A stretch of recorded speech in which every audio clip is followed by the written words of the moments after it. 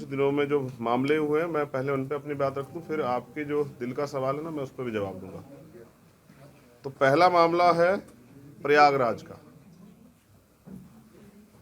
और अंग्रेजों के समय में हमने सुना कि सामूहिक नरसंहार होते थे, लेकिन आज़ाद भारत में जहां ये एक सरकार बड़े दावे करती है कानून व्यवस्था के, गृह मंत्री आके मुख्यमंत्री की पीठ थपथपाते हैं, वहां 4 दलित समाज के परिवार के लोगों का सामूहिक नरसंहार हुआ।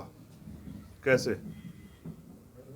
पहले एक बच्ची और उसके माँ के साथ रेप किया गया, फिर उनके 10 साल के उस बच्ची के भाई उसके पिता की हत्या की गई, और सरकार को कोई दर्द नहीं। सरकार को, मैं तो नहीं समझता कि सरकार ने एक सिंगल स्टेटमेंट जो है इस मामले पर दिया होगा। मुझे लगता है कि इस सरकार की नज़रों में दलित जो है वो जानवर से बढ़कर नहीं है। अगर शायद 4 गाय मर गई होती तो हल्ला होता, लेकिन कोई हल्ला नहीं, बिल्कुल शांति है। तो इसका मतलब ये है कि उत्तर प्रदेश में दलित अपनी राजनीतिक पहचान खो चुके हैं, जिसका खामियाजा ये है कि उनकी हत्याएं हो रही हैं।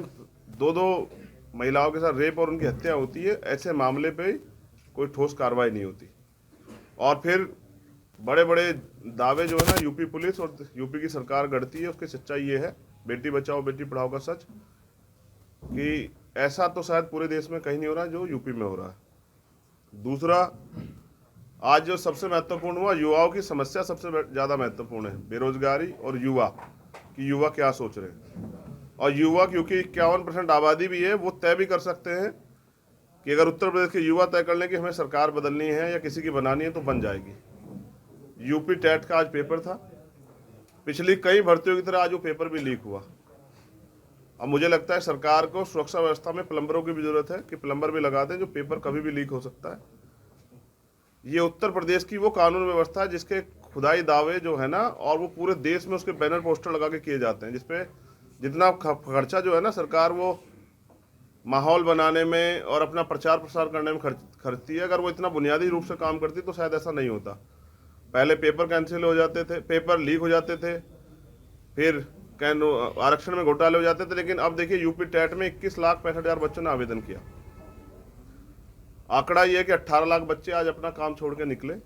उनमें कुछ बच्चे जो हमें से भी हैं, वो बच्चे 1-1 महीने से 2-2 महीने से इस पेपर की तैयारी के लिए अपना प्राइवेट काम छोड़ के, अपनी मेहनत मजदूरी काम छोड़ के इसकी तैयारी कर रहे थे। कुछ दिनों में जो मामले हुए हैं, मैं पहले उन पे अपनी बात रख दूं, फिर आपके जो दिल का सवाल है ना, मैं उस पर भी जवाब दूंगा। तो पहला मामला है प्रयागराज का। और अंग्रेजों के समय में हमने सुना कि सामूहिक नरसंहार होते थे, लेकिन आज़ाद भारत में जहां ये एक सरकार बड़े दावे करती है कानून व्यवस्था के, गृह मंत्री आके मुख्यमंत्री की पीठ थपथपाते हैं, वहां 4 दलित समाज के परिवार के लोगों का सामूहिक नरसंहार हुआ। कैसे?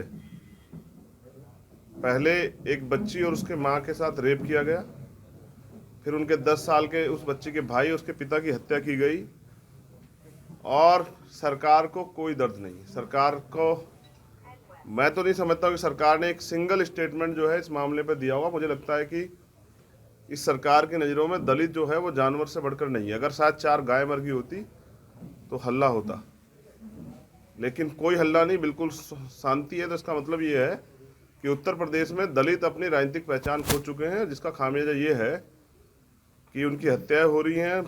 2-2 महिलाओं के साथ रेप और उनकी हत्या होती है। ऐसे मामले पे कोई ठोस कार्रवाई नहीं होती। और फिर बड़े बड़े दावे जो है ना यूपी पुलिस और यूपी की सरकार गढ़ती है, उसकी सच्चाई ये है, बेटी बचाओ बेटी पढ़ाओ का सच, कि ऐसा तो शायद पूरे देश में कहीं नहीं हो रहा जो यूपी में हो रहा है। दूसरा, आज जो सबसे महत्वपूर्ण हुआ, युवाओं की समस्या सबसे ज़्यादा महत्वपूर्ण है, बेरोजगारी और युवा कि युवा क्या सोच रहे हैं। और युवा, क्योंकि 51% आबादी भी है, वो तय भी कर सकते हैं कि अगर उत्तर प्रदेश के युवा तय कर लें कि हमें सरकार बदलनी है या किसी की बनानी है तो बन जाएगी। यूपी टेट का आज पेपर था, पिछली कई भर्तियों की तरह आज वो पेपर भी लीक हुआ। अब मुझे लगता है सरकार को सुरक्षा व्यवस्था में प्लम्बरों की भी जरूरत है कि प्लम्बर भी लगा दें, जो पेपर कभी भी लीक हो सकता है। ये उत्तर प्रदेश की वो कानून व्यवस्था है जिसके खुदाई दावे जो है ना, और वो पूरे देश में उसके बैनर पोस्टर लगा के किए जाते हैं, जिसपे जितना खर्चा जो है ना सरकार वो माहौल बनाने में और अपना प्रचार प्रसार करने में खर्चती है। अगर वो इतना बुनियादी रूप से काम करती तो शायद ऐसा नहीं होता। पहले पेपर कैंसिल हो जाते थे, पेपर लीक हो जाते थे, फिर आरक्षण में घोटाले हो जाते थे, लेकिन अब देखिए यूपी टेट में 21,65,000 बच्चों ने आवेदन किया। आंकड़ा ये है कि 18 लाख बच्चे आज अपना काम छोड़ के निकले। उनमें कुछ बच्चे जो हमें से भी हैं, वो बच्चे एक एक महीने से 2-2 महीने से इस पेपर की तैयारी के लिए अपना प्राइवेट काम छोड़ के, अपनी मेहनत मजदूरी काम छोड़ के इसकी तैयारी कर रहे थे।